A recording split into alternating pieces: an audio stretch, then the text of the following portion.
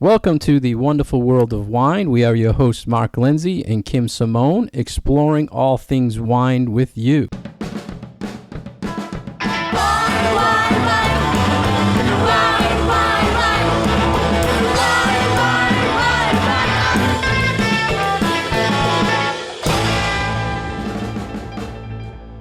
Our first topic today is Vikings may have produced their own wine. This story was in a UK article, The Telegraph. Kim, what did you take out of this story? I thought this was kind of a cool article. A couple of archaeologists discovered in Denmark a couple of wine pips, which are the seeds of grapes, at a dig, and they are theorizing that these grapes were locally grown in Northern Europe after having done some scientific experiments on them, which led to the question of, well, what were these grapes used for? Were they eating grapes? Were they made into wine, possibly? We always think of Northern European cultures as being beer drinkers and not necessarily wine drinkers, because it's a whole lot harder to grow grapes up in these colder northern climates. And an interesting hypothesis that maybe some wine was consumed up there as well. That was the first thing I was going to ask you, because when I saw this article, I'm thinking Vikings. I've never thought of a Viking drinking, thing in general. What do you think of when someone tells you Viking about drinking?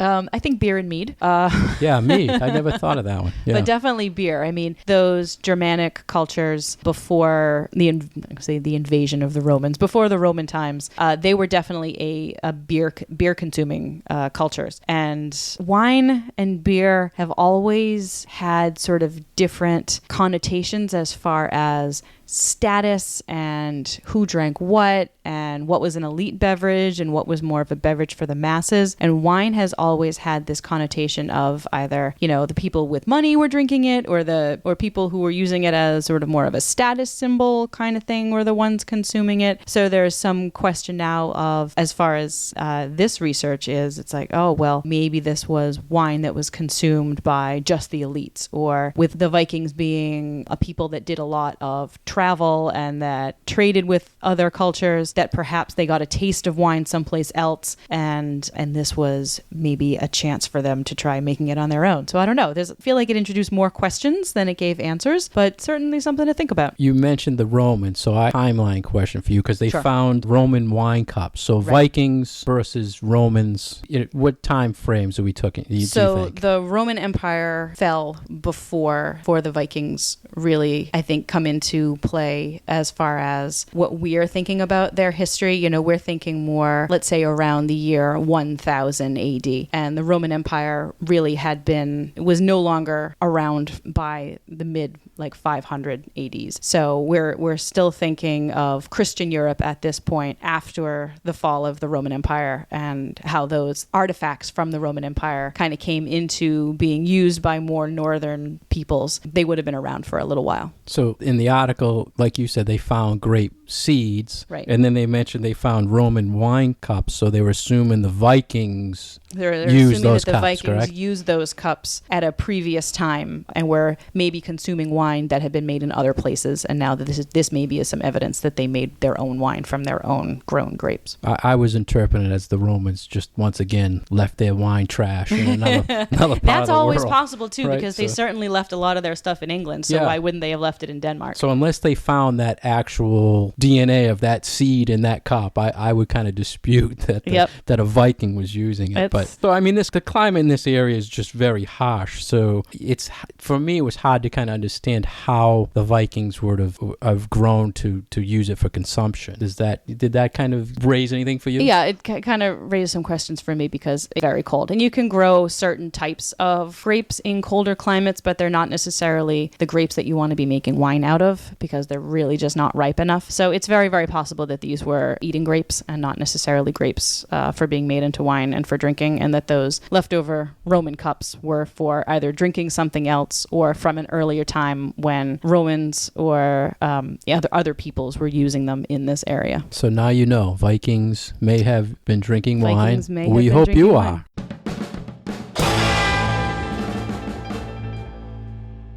Welcome back to the wonderful world of wine. We are your hosts, Mark and Kim, and today we want to talk about a topic that we actually talk to our students about a lot, and that is the topic of oak in the winemaking process. We stumbled across a really good article that explains the differences between the style of oaked wines and the different types of oak that are used to make wine. It's an article out of Wine Enthusiast. And so, Mark, what was one of your takeaways from this article? It was a very in-depth about why use it, what does it taste like, different styles and whites and reds. And I think the key as when you explore wine is learn what oak smells and tastes like. How would you train your palate, Kim, to learn about oak? There are specific flavors and aromas that aging in an oak barrel will impart, both to whites and to reds. So the thing that I have people keep their nose out for, I guess you could say, is these kind of toasty notes. So think about toasting bread, or think about like campfire-y kind of notes. But then also spice and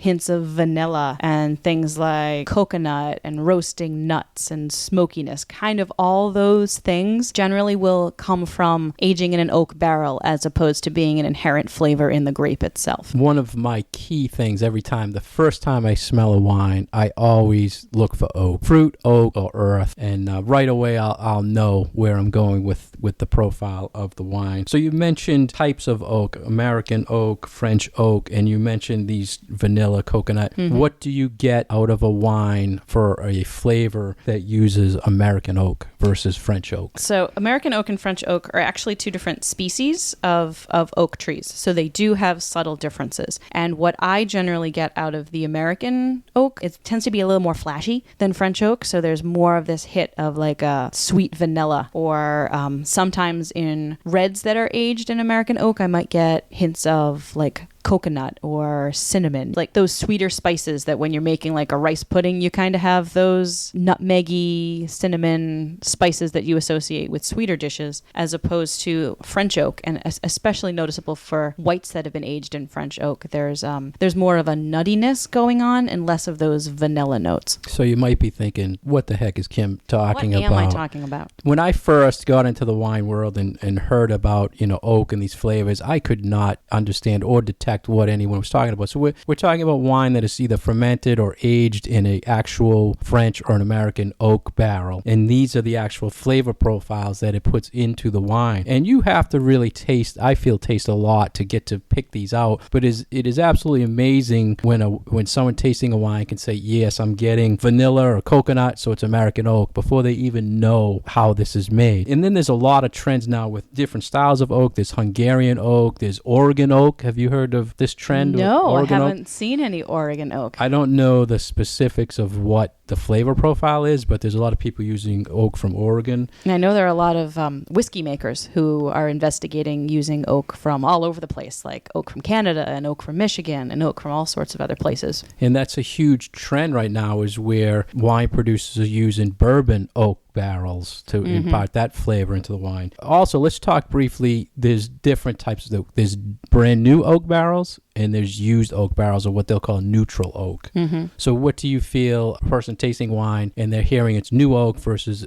used oak, what will they get the difference? So new oak is going to give you more of those oaky flavors. So the wine actually pulls the flavor from the barrel, and as you use that barrel over and over and over again, the wine will take pretty much every flavor that it possibly can out of that oak barrel, so that after a few years, the wine's not getting any flavor from that barrel anymore. And winemakers usually say that by the third time it's been used, it is no longer imparting any flavor. So it's considered a neutral vessel. That being said, there is still a benefit to using oak barrels because you do get a little bit of oxygen coming into the wine through the oak that you wouldn't get from something like a barrel that's made out of stainless steel or that's made out of concrete or that's made out of glass. So there is still a benefit of using those older barrels. You're just not getting that big hit of flavor anymore. And you talk about the barrels itself. The cooper, when they make a barrel, they actually order the barrels on a toast level. In other words, they put it over a fire and they burn the inside of the oak to release kind of these flavors from the oak. Think of it like toasting your marshmallow. Exactly. You know, if you have a raw marshmallow, you're going to get one flavor. If you have a little bit of a brown on your marshmallow, it's going to taste very different. And if you blacken that thing, you know it tastes different as well. So you might hear that they use new oak and it's dark char. I've not heard of a professional taster being able to identify the level of toast in a barrel, but I'm sure there's someone who could pick that out. I've never tried, but I've never had the opportunity before. Yeah, so, and also be aware there are different ways oak can get into wine. So in the American label, there is no government regulating that. When you say oak, it doesn't necessarily mean an oak barrel. Right. So, Kim, what other ways can you get these flavor profiles in a wine that affects a wine from oak? Yeah, winemakers can be a little tricky. So you can do something like have big pieces of oak and actually submerge them into the wine. So it's like you're doing a backwards and you're putting the barrel in the wine as opposed to putting the wine in the barrel. A winemaker could use oak chips and put that in the wine itself and impart the flavor that way. And then there are ways like just adding extracts, so not even necessarily the wood itself, or putting pieces of wood in a big bag and submerging it in the wine almost like a tea. So there are many different ways that oaky flavor can be added to the wine without it necessarily having to be made in the old-fashioned traditional way of actually putting the wine into a barrel made of oak. Think about it. You buy a new oak barrel, say it's $1,000, or depending on what it is. So you can use that barrel and put wine in it, or you can break up maybe 15 staves off the barrel and use each one of those, or you can chip up the whole barrel and use chips of it. So I think part of it also is that, you know, they're using the highest quality wood to make the barrels, but then they have all this leftover wood. So that leftover wood is probably going into whatever it is that they're either breaking up into oak chips to use that as the oak chip flavoring of the wine, or individual staves that maybe weren't as good a quality or the right shape in order to make into a barrel. So bottom line, I would say you can use this as a guide to cost. If you see a $10 wine that says it's oaked and a $30 bottle of wine that is oaked, what would you assume from that? I'm totally thinking that $30 bottle is the one that was aged in the barrel. And hopefully the winemaker is taking pride in aging their wine the traditional way in the barrel. They'll put it on the label, hopefully. Not everybody will, but a lot of them will want to bring your attention to the fact that they are making it that way. So they will put on the label, aged in an oak barrel. So if they say that, then you're fairly certain that that's what happened. Yeah, many producers will not only tell you the type of oak, but how long it's in the oak, or even percentages. 50% was in new oak, 50% was in neutral oak. So you can get all that detail, which we call the geeky stuff, but I love that. But you can get all that information to find out if your wine is actually using real oak. And a producer that is proud of that will tell you that. A producer that doesn't want you to know things about it won't display anything about that. So be careful with oak.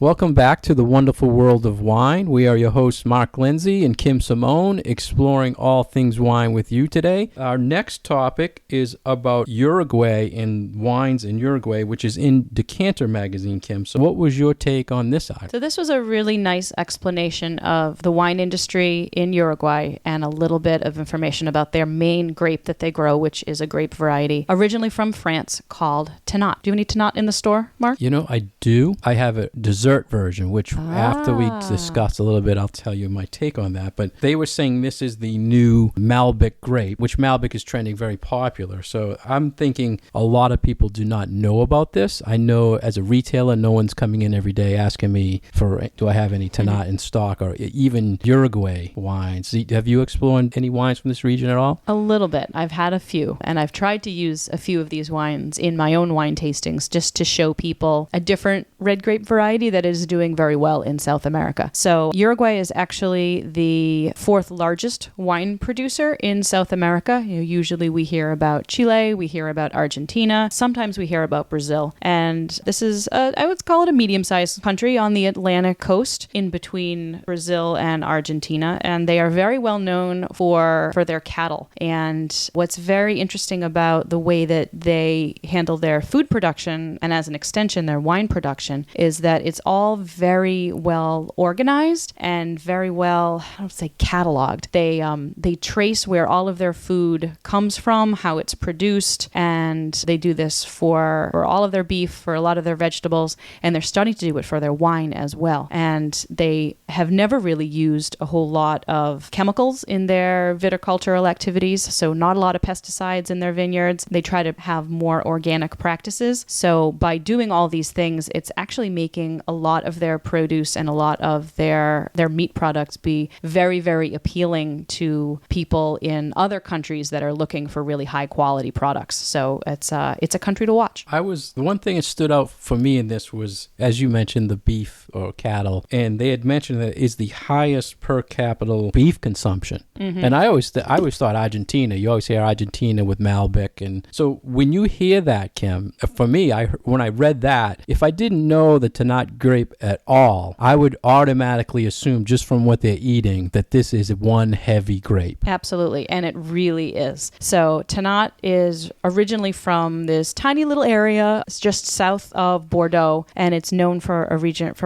region called Mataran, and it makes this really heavy, powerful red. And most of the Tannats that I've had from Uruguay are of a similar style. So it's a really rich red, thick skin, lots of color, lots of extraction. So it's sort of like a Malbec on steroids. It's this really powerful red, and winemakers are starting to get a little bit better about reining in those tannins and making it more of an enjoyable drinking wine. But those tannins are what makes it go so fabulously well with beef, because the fattiness of a steak matched with the tannins of the red wine just work really beautifully together and raise both of them to something better. Yeah, so when you were saying powerful, you're talking tannic, heavy. Powerful, I get a lot of, how I was introduced to this myself was an dessert version. So it's in a half-size bottle, and it has this amazing chocolate note that's cool. As a dessert version, it goes perfect with chocolate. So think of a dark berry with chocolate notes as a dessert wine. I think it's probably 17 or 16% alcohol, but that is the only Tannat I stock and I've ever really explored. Other than the region of France where you talked about, we've explored that. I don't really see it around. Mm-hmm. There's not a whole lot of wine right now exported from this country because they do tend to consume it a lot in their own country,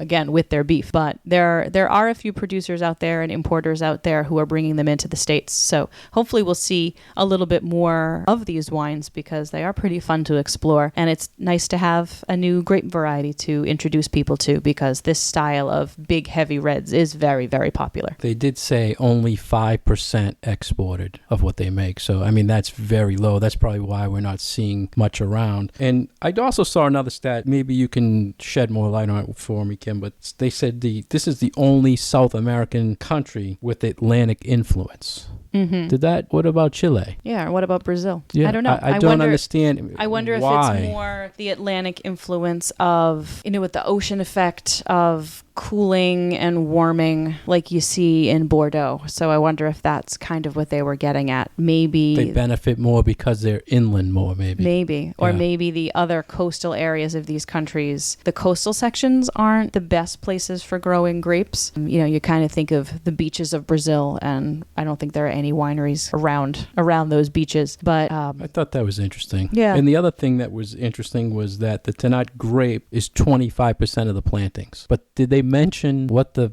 bigger percentage grapes were? No, they didn't. That puzzled me why. I thought this would be the biggest planted grape there, but I guess not. So that was pretty interesting. We'll have to look into a little bit more about what else is available from Uruguay. Thank you for listening to The Wonderful World of Wine with Mark Lindsay and Kim Simone, exploring all things wine with you. To get more information about these articles and ourselves, please go to our Facebook page, The Wonderful World of Wine. Cheers.